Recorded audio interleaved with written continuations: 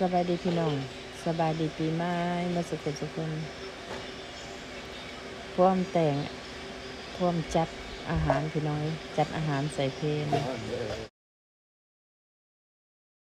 ครับขึ้นในกรอบเป็นร้อยเท่าสวัสดีคุณเอ๋ยจุเป็นเรื่องสุจิติการกุภาวะอาภิวัฒนาสิริสันนิจงนะครับเป็นการยินดีตาโรธรรมวัจติอายุปโนสุขังพลังสาธุสาธุชิได้อีกได้เนี่ยโฮมกันเนาะไม่เนาะแค่ตอนนี้ก็เป็นไปจุไปเจอโฮมกันร่วมกันสั่งรักษาสั่งเด้อปีใหม่นี่ก็ถือว่า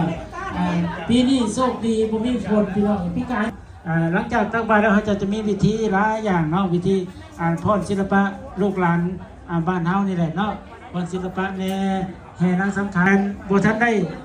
12 ราศีบูชาเอาอยู่ข้างนอกเด้อตามกำลังศรัทธาเนาะดอน1 2 ดอนแล้วแต่ศรัทธาญาติโยมอยู่ข้างนอก12 ราศีเขาจะได้ไปแห่เนาะแล้วก็กินฟรีอันนี้แมนผู้ช่วยคล้ายเขื่องอันนี้เพิ่นพ่วมปาดหมักโมพี่น้องอะไรสบายดีเด้อสบายดีเด้อเงินพี่น้องมาตักบาตรยานน้ำปีใหม่บ้านใหม่ฟ้าใหม่เด้ออยู่ลาววันลาวเศรษฐามาบุญน้ำกันสบายดีกันหน่อยเด็กพี่น้องพ่วมปาดหมักโมพี่น้องตอนเช้ากินฟรีตอนสวยไข่เครื่องไปซื้อกินแม่นวะแมนฮอด12 โมงครึ่งบ่ายโมง 1ไปเลยเริ่มขายเครื่องมีแล้วมีกล้องแล้วคอยก็วันแล้วมันต้องไปใส่ไม้แล้วมันจะได้ยินเสียงเขาเด้มาเลยก็อยากใส่ตั้งไห้แต่เขาก็ซื้อบริจาคนะเพราะว่าเอามาปีการปีใหม่เนี่ยเนาะจับค้าก็พร้อมแพ็คอาหารพี่น้องออเดอร์ละ10สบายดีแม่ครัวสบายดีให้ซีมอีกแหละไปซีมอีกก่อนเด้อพี่น้อง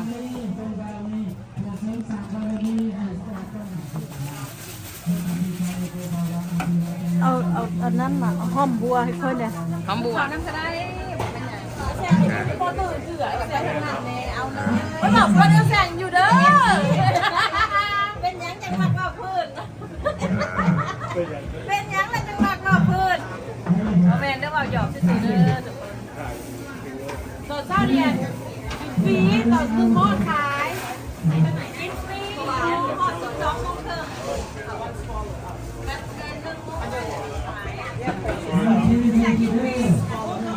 บุญหน้าหรือว่าเล่นสื่อเนาะ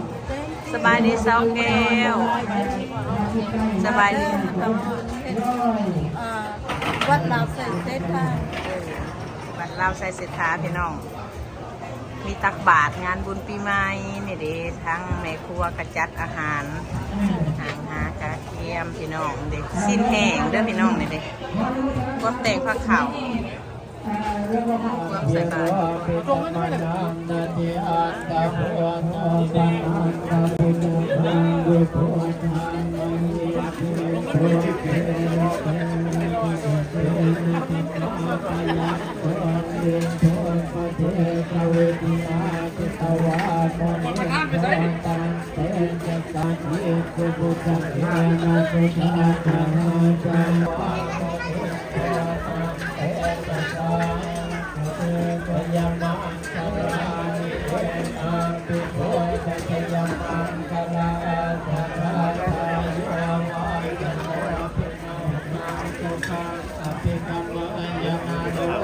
ไม่สบายดีพ่อลุงกับมาเนาะวันนี้เนาะคนไล่เบิ้งแล้วคงกินแก้มมักแม่งอยู่ในตับตัวเป็นบอกเขาเห็นแล้วเขาถาเสริมตัวน่ะตัวนี้ได้เลยได้4 ตัวไล่ได้เลยเขาเบิ่งแล้ว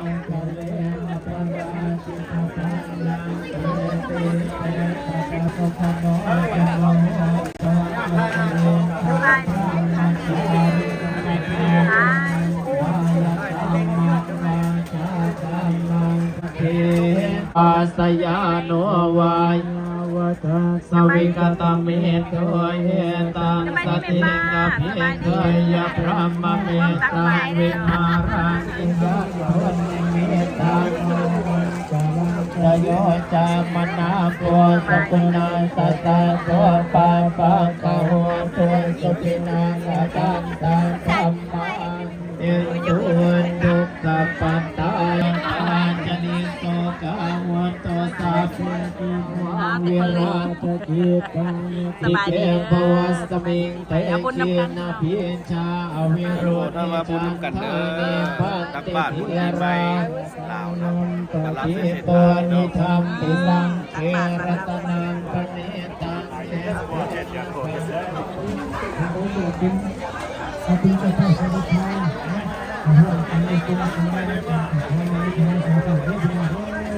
เขาได้มาผัดโขกหน้านั่งพักปักไหลจากหน้าแต่จะได้นั่งจะได้สบายเลยเนาะเขาจะได้แต่เด็กแต่คนนี่บอกว่าฝนตกลงมาเอ้ย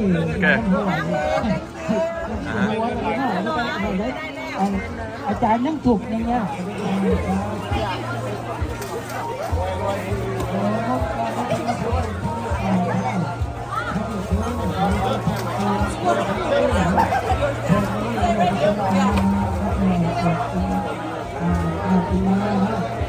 เอากลับมาเบิ่งข้างในเนาะ สุเปเดอร์สุจิติการโกภาวะอาภิวัฒนาสิริสันจงอุคับปัจจายินจัตตารโอธรรมวัจติอนุปโนสุขังพลังสาธุสาธุได้เห็นได้เนี่ยโฮมกันเล่าไม่เล่าแค่เท่านั้นก็เป็นปัจจุบันใจโฮมกันห่วมกันสั่งภาษาสั่งเด้อปีใหม่นี่ก็ถือว่าปีนี้โชคดีผมมีฝนพี่น้องพี่กายหลังจากตักบาตรแล้วเขาจะมีวิธีหลายอย่างเนาะวิธีพรศิลปะลูกหลานบ้านเฮานี่แหละเนาะพรศิลปะแน่แห่นางสำคัญบุท่านได้12 ราศีบูชาเอาอยู่ข้างนอกเด้อตามกำลังศรัทธาเนาะดอน1 2 ดอนแล้วแต่ศรัทธาญาติโยมอยู่ข้างนอก12 ราศีเขาจะได้ไปแห่เนาะทุกท่านทุกท่านได้มาร่วมอุปโภคนามื้อนี้แล้วก็เมื่อวานนี่ก็ดีได้มาครบงานเนาะตามประเพณีได้แล้วก็ได้ห่วง เอาละเด้ใส่แล้วจังหน่อยแถม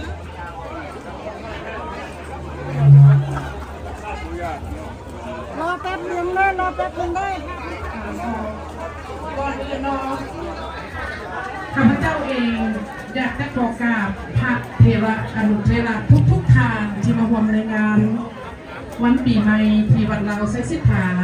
และก็ขอกราบสบายดีทุกทานญาติพี่น้องน้อยนุ่มเท่าแก่ยิงซ้ายที่จากไก่ในใกล้เรามาร่วมในงาน so good morning everyone thank you for coming วันนี้กับมีพ่อแม่พี่น้องนะที่เดินทางมาจากทางใกล้ทางไกลนะมาร่วมในงานอย่าเฝ้ากับนะขอให้ทุกคนกินข้าวร่วมทานกินปลาช่วยกินกล้วยร่วมนี้กินปีร่วมกันตับน้ำนมเราก็คุณปฏิบัติทำร่วมกันและการร่วมสร้างน้ำกระทำบุญยูทูบเบอร์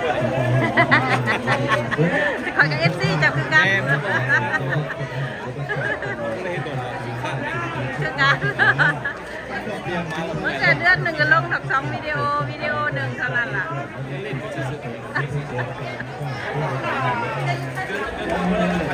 บอก2 ปีเลยได้เขาเห็นกันก็ได้เงินคนกระจายอย่างบอแล้ว 2,000เดือนนั่นแหละขอขอบใจทุกทานที่มาจากทางใกล้ทางไกลเนาะในงานบัตรเราไซสิทธาเฮง Near or far I appreciate that and then thank you for donation any penny any dollar let's go to temple we gonna need to build the sala because we don't have the original one right now we have only plastic right now สนับสนุนเราขอให้ทุกท่านจงมีโชคมีลาภเนาะso today we have my children or my children no and then so if you want to donation for beauty pageant or the for the girl or welcome to แต่ในพวกเขาถ้าทางใดอยากจะ donation ให้แก่หลานน้อยเนาะพวกเขาจะยินดีเนาะพี่น้องเนาะฉะนั้นขอขอบใจจากโรงแรมจากเบเรียจากแถวทั้งเหนือทั้งใต้เนาะแคลิฟอร์เนียของเราเองเนาะขอขอบใจทุกท่าน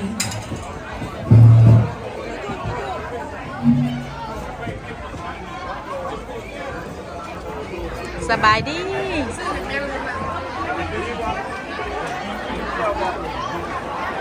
เป็นความจัดพี่น้อง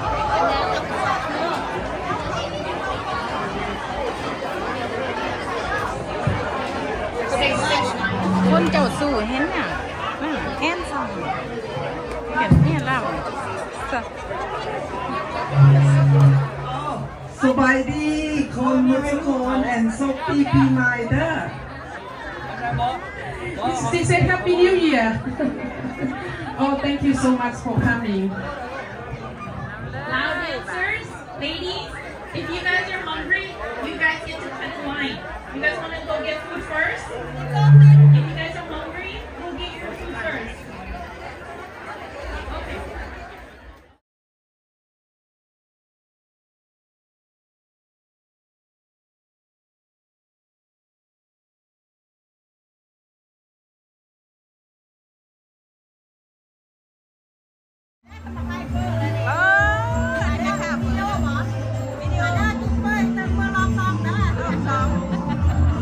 มันนี่กาเฟอร์เหมือนเดิมจะได้ว่าสิไปแห่นำกันแห่นั่งสักขานจังหน่อยขอบใจใช่ไหม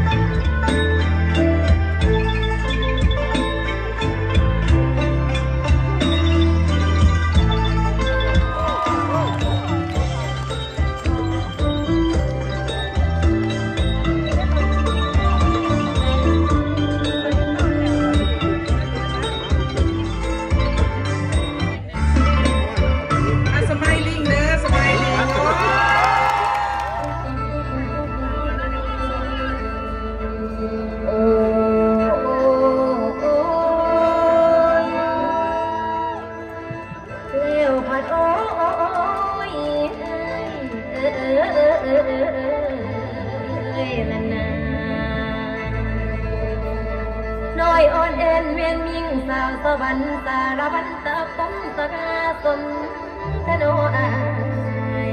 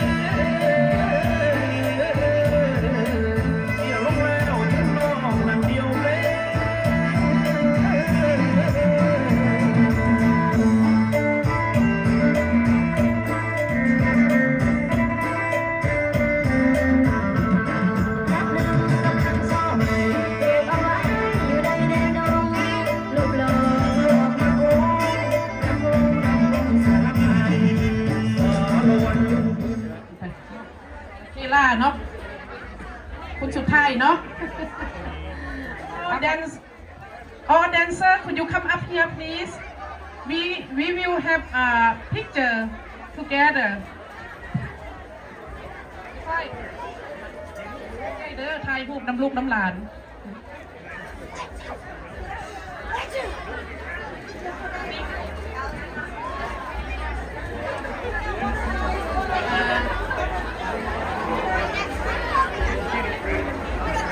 มาเนี่ยเขามากันเนี่ยมาให้เขามากันเนี่ย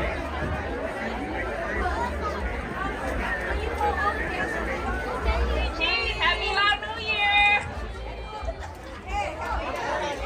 เขาบอกเสื้อชีสไม่ใส่ข้าวเหนียว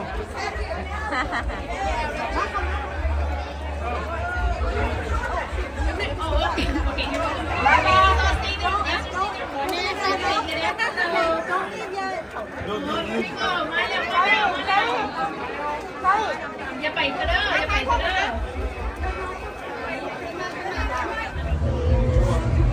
นี่ค่ะสวยๆงามๆเลยมาปี ได้เขากล้องแล้ว ได้ข่าวกล้องแล้วคือได้ข่าวกล้องเลยคือไปเลยสัก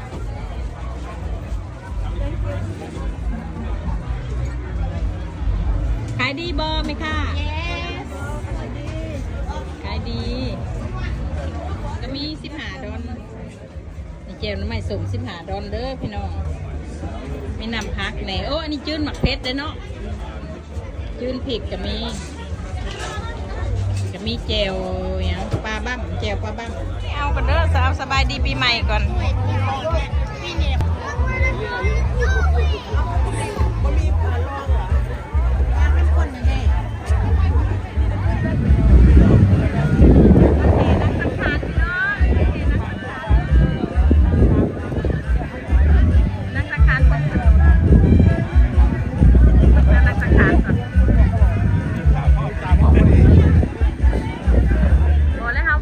ปิ่นหลังเสตะเวนเด้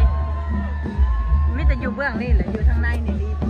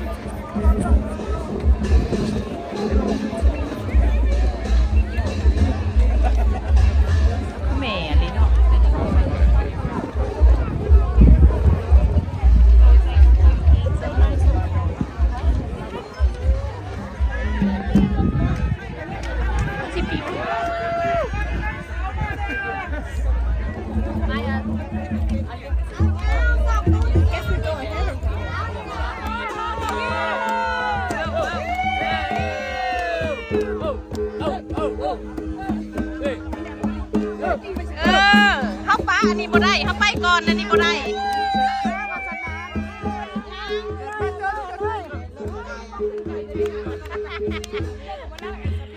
สบายดีสบายดี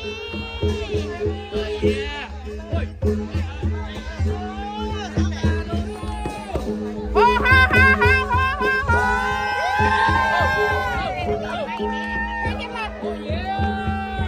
เช้าไม่เช้าวันนี้โอ้เช้าเราบ้านเนาะโอ้เช้าไม่เช้า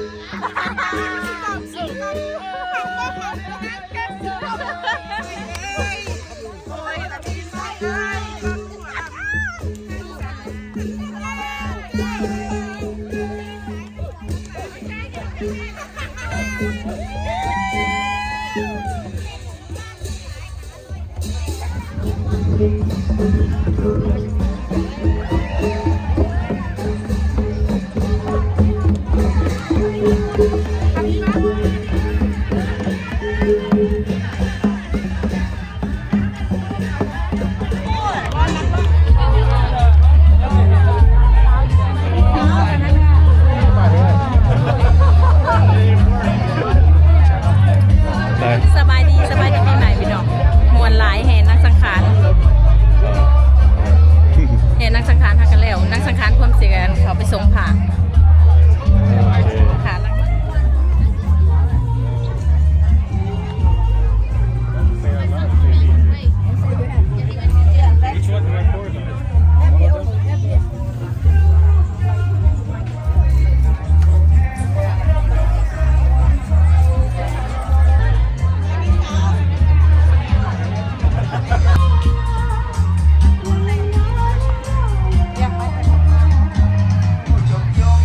เป็นยัง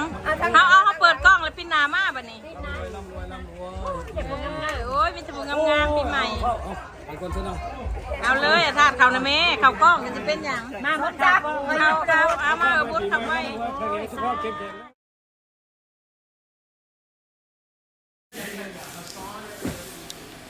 สำหรับงานบุญปีใหม่เมื่อตักบาตรเท่าเรามันตักบาตรงานบุญปีใหม่กันได้จบลงเพียงเท่านี้เด้อพี่น้องเด้อพบกันใหม่ปีหน้าอีกพี่น้องสำหรับปีนี้สบายดีทุกคนนะทั้งนี้ไม่คาดทั้งนี้